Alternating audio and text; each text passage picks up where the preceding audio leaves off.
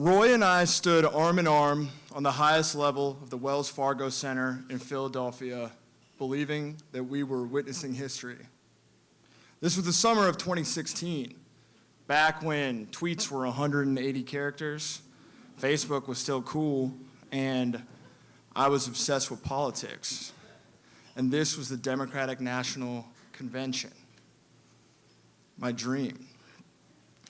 We all thought that a woman was going to become president, and as a 24-year-old Press Information Center staffer, I felt like I played a significant role in that fact. Like, it was me who told those journalists where they could charge their phones or take shits.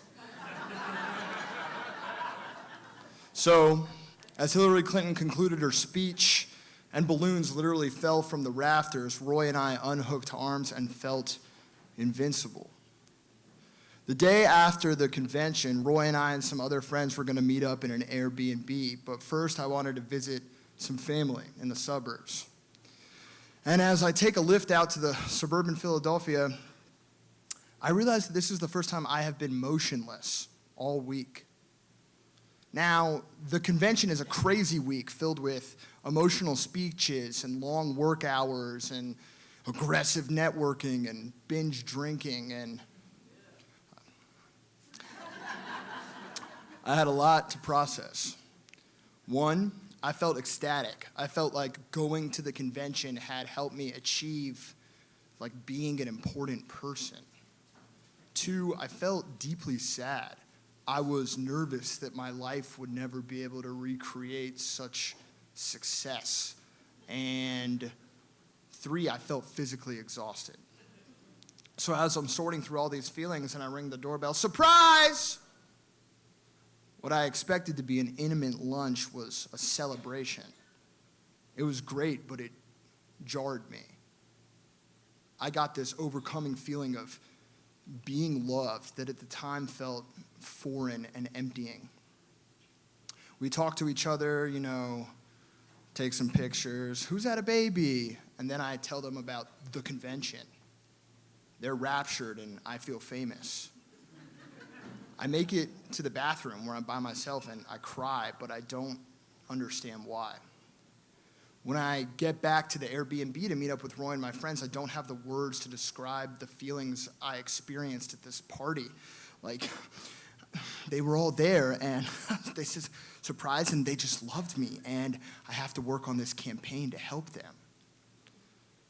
I've never seen you like this, said Roy with true sincerity. So I try to brush it off, whatever this is, by focusing on our plans. We had loose plans to meet up with another one of my friends, and she's texting me where are you guys? What are you doing? I'm trying to figure it out with my friends at the Airbnb, do you guys want to meet up with her? And they're not telling me what they want to do, and they're being coy. And each vibration sort of nudges me towards some shapeless edge until I'm finally what the fuck do you guys want to do? Then, with the gravity of an intervention, they sit me down and said, we made a reservation to go bowling.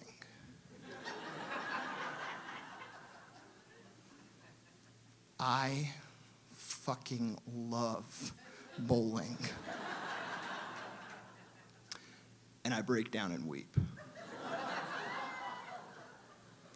Now, although I consider bowling to be a member of my nuclear family, we know that this is not a normal response. And they're like, okay, you should go to sleep and we'll go out. But I can't fall asleep. And I really start to slip.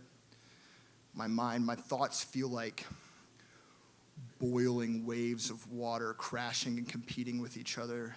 And my body feels like an oilless engine working itself to death on the verge of combustion. My phone keeps vibrating and vibrating, and I am legitimately scared of it. And then I do something that I swore I would never do after college.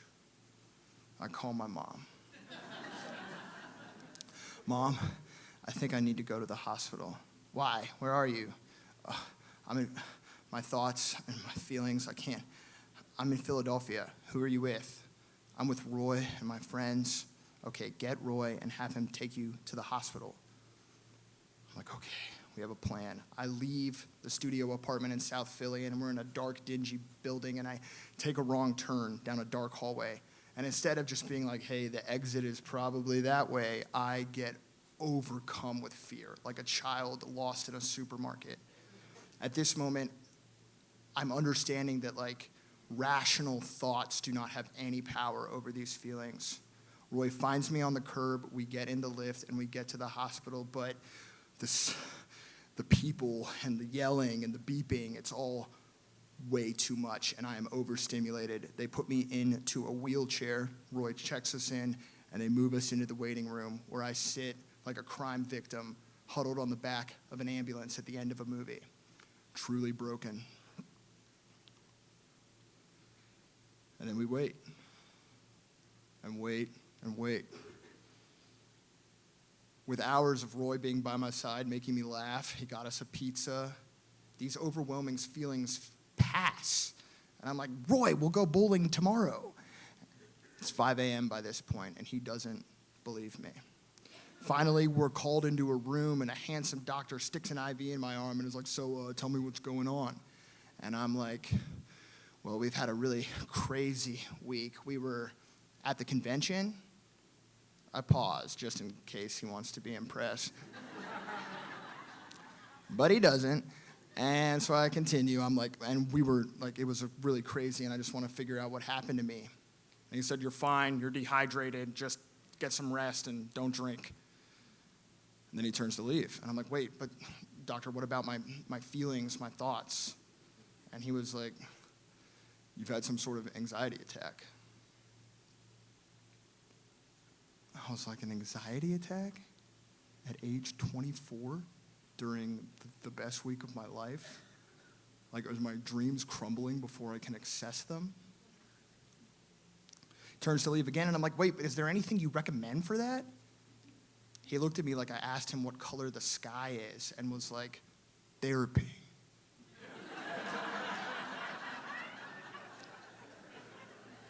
The next time I was supposed to hear Hillary Clinton speak was on election night, 3 months after this anxiety attack. I had barely been to therapy, and I'd been working on that campaign almost the whole time. But like many of you, I did not hear her speak that night because I went home early because Donald Trump became our president. And if an anxiety attack by itself couldn't push me to therapy,